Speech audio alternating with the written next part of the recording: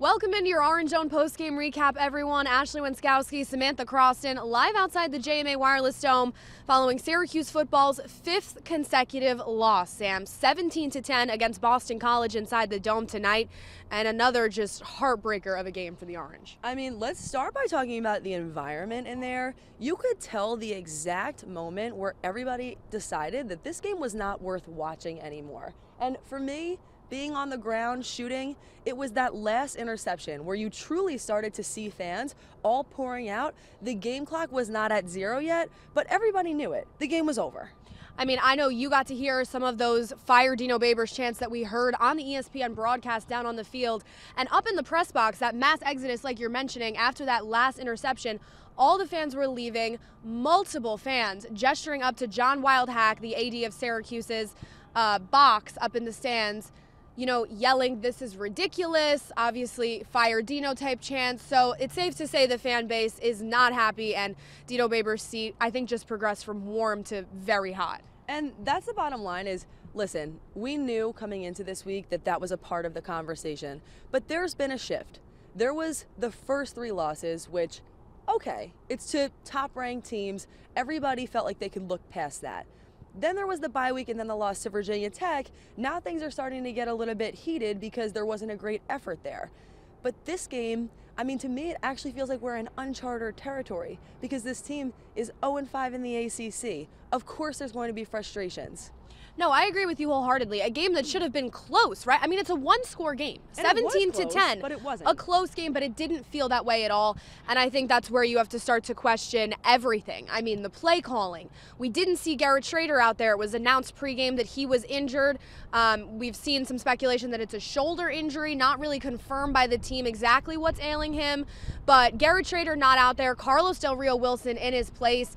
And then Del Rio Wilson appears to get injured as well in the fourth quarter, kind of hobbling, not really putting weight on his right foot, and then they elect to not put in a QB3 option and just leave Del Rio Wilson out there. So I think everything, as I said, has to be called into question at this point. I mean, play calling, that field goal, Brady Denneberg's 57-yarder, kicking it there, really a question mark. That's the thing to me. When you think about what needs to be questioned, I'm looking at 2 main things. I'm looking at another field goal try from 50-plus yards away that missed. He was at midfield. It missed, and nobody is blaming Denneberg for that. Right. Kids got a boot, but 57 yards is a really long ways away. At some point, you have to be able to look at a game like this and say, I'm just going to go for it. You just have to have a little bit of fight in you. And to me, what it looks like is that this team is not playing to win.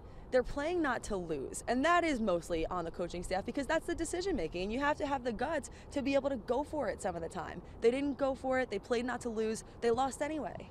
I think that's a really great point. You know, you want to see like a big play called from Dino Babers or Jason Beck. You want to see a game momentum type of changing play. I mean, we saw Boston College do it on the faked punt, and it worked for them. How great was that was a great play.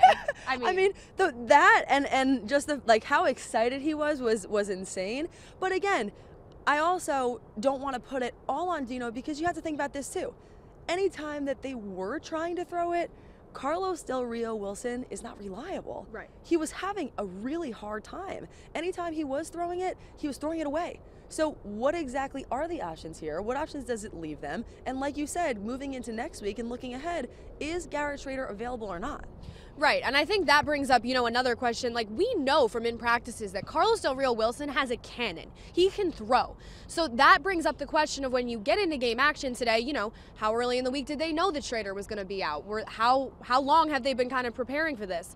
But yeah, as you mentioned, I mean, I really think you have to look at everything going into Pitt next week. That's a game at Yankee Stadium that was supposed to be a home game here inside the Dome, but the Orange hoping there's many New Jersey, New York fans, so they're hoping that they'll show out. And it is a struggling Pitt football team, but Syracuse is struggling just as badly, if not worse. Absolutely. Ashley, I'll let you take it out after this, but I will end with this. Cuse fans, as always, we want to hear from you. Please comment on this YouTube video. How did you feel? What do you think should happen? And what do you want the future of this program to be? As always, Orange Zone, we're going to be dropping another podcast on Wednesday, plus some bonus content throughout the week. So thanks for sticking with us despite some losses throughout the course of the season. Absolutely. Thank you guys so much for watching. As always, we will see you back for the Orange next week at Yankee Stadium. The Orange take on Pitt next Saturday, and they hope to finally grab that first ACC win. We're praying for it.